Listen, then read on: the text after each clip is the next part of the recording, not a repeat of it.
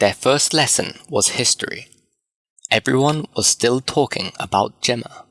She could hear them. Even when the teacher arrived, they didn't stop. "Quiet," said the teacher. But no one stopped talking. "I said quiet," he shouted again. "I hope everyone did their homework because we're going to start with a short test." Now it was quiet.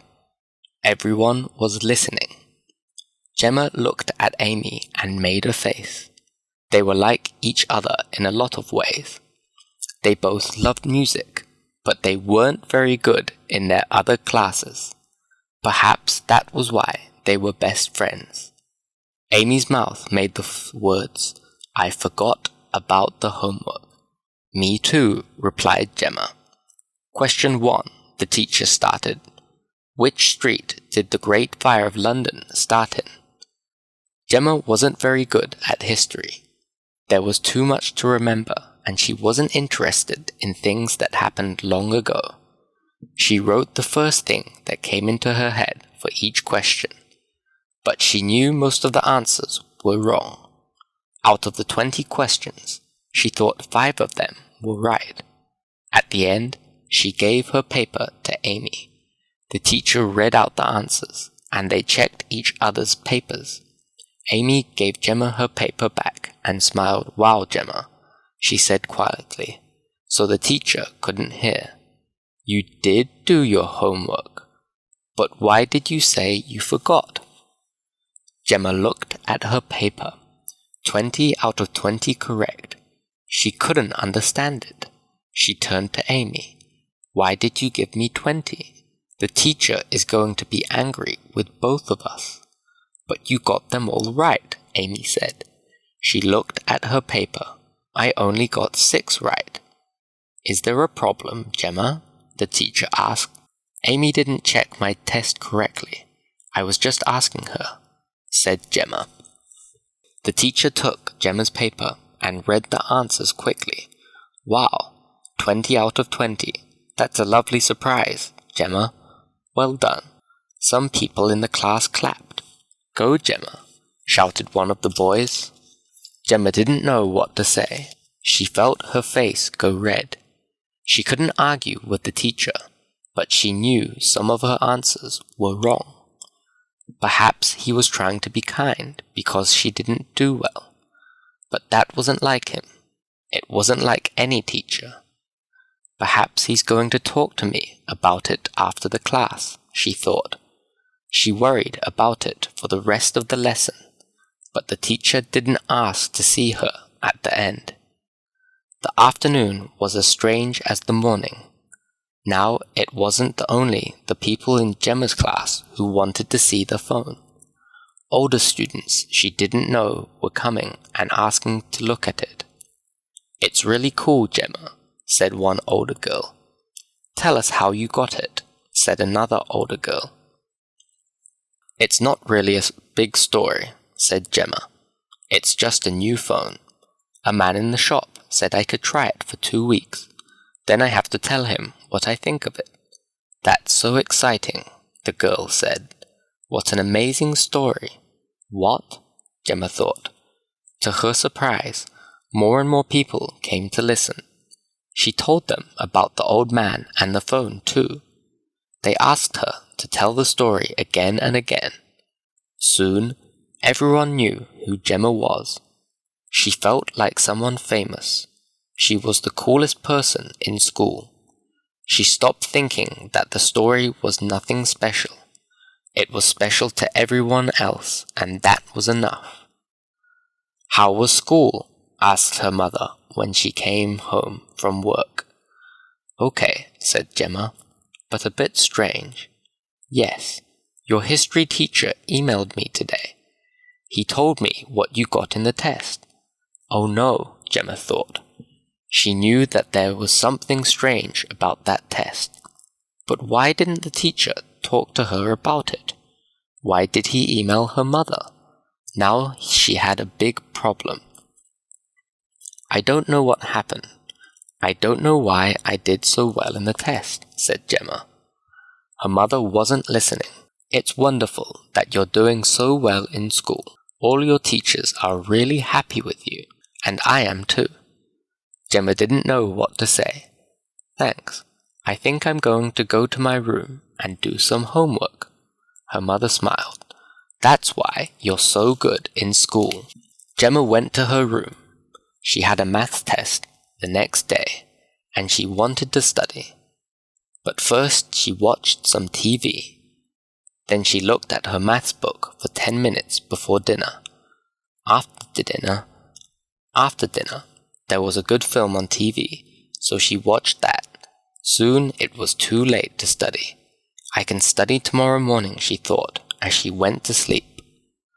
In the morning, Gemma looked at her maths book while she was eating breakfast.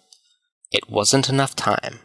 She was afraid when she went to her maths class and did the test. But when she got her paper back, she had an A. Well done, Gemma, said the teacher. Again?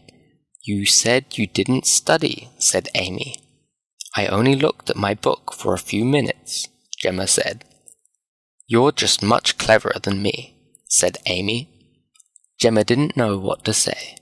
She didn't know why she was suddenly doing so well at school. Someone is going to ask me why sooner or later. What am I going to say? She thought. In the afternoon, they had a tennis lesson. Gemma put her phone into her pocket. She didn't want anyone to look at it while she was playing. Gemma liked tennis, but she wasn't very good at it. She played with Amy while the teacher watched. Very good, Gemma, the teacher said when Gemma hit the ball to Amy. But the ball was out.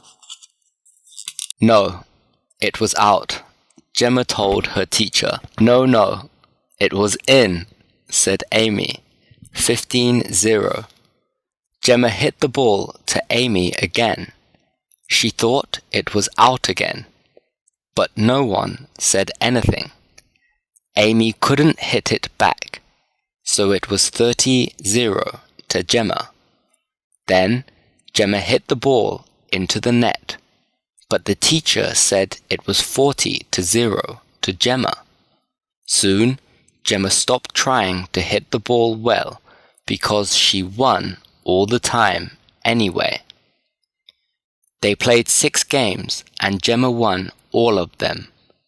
Gemma, you can play with Robert now, the teacher decided. You need someone who can play as well as you. But I can't play well, Gemma thought, and she fell. But I can't play well, Gemma thought, and she felt her face go red.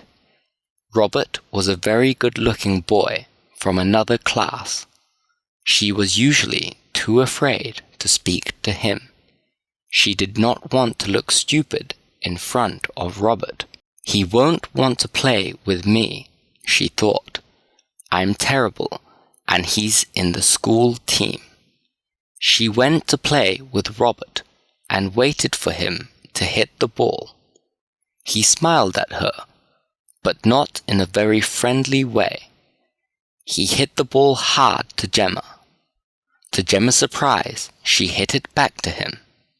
It was out, but Robert ran for the ball anyway.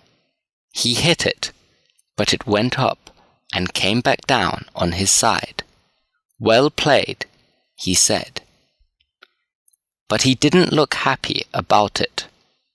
Robert hit the ball harder and harder. Gemma wasn't playing very well, but she was still winning. He's angry with me, she thought. Every time Gemma made a mistake, Robert said she was winning. They played for 40 minutes until the class finished. Robert was red from running everywhere, but Gemma wasn't. After the game, Robert said something surprising. Maybe we can practice at the weekend. It looks like I need it. Robert wanted to play tennis with her. Gemma couldn't believe it. Who cares if I'm good at tennis or not, she thought. I don't care why this is happening. Everyone will be so jealous that Robert and I are spending time together. That would be great, she answered, and smiled at Robert. English was next, and, while they were walking to class, Amy asked to see the phone again. Gemma showed it to her, but a boy tried to take it from her hands. "Stop it," shouted Amy. "I was looking at that. It's my friend's phone." "What's going on here?" It was their English teacher. "Gemma's got a new phone, miss," replied Amy. "You know you mustn't play with phones in class. Give it to me," said the teacher.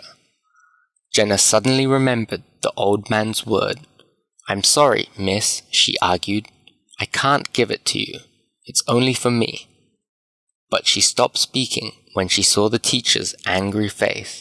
She gave her the phone. What else could she do? The teacher was looking at the phone. "Very funny," she said. She read from the screen. "Give me back to Jenna. This is Jenna's phone. It's not for teachers." "Sorry, Gemma. Phones are not for class." She put it in her pocket. "How did you do that?" Amy asked when they sat down. "I didn't," Gemma answered.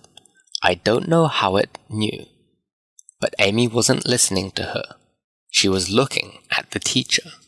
"Shh," Amy said. "This is my favorite class." Gemma was surprised. "But you hate English." "Everyone open your books at page 10, said the teacher. "Oh, good.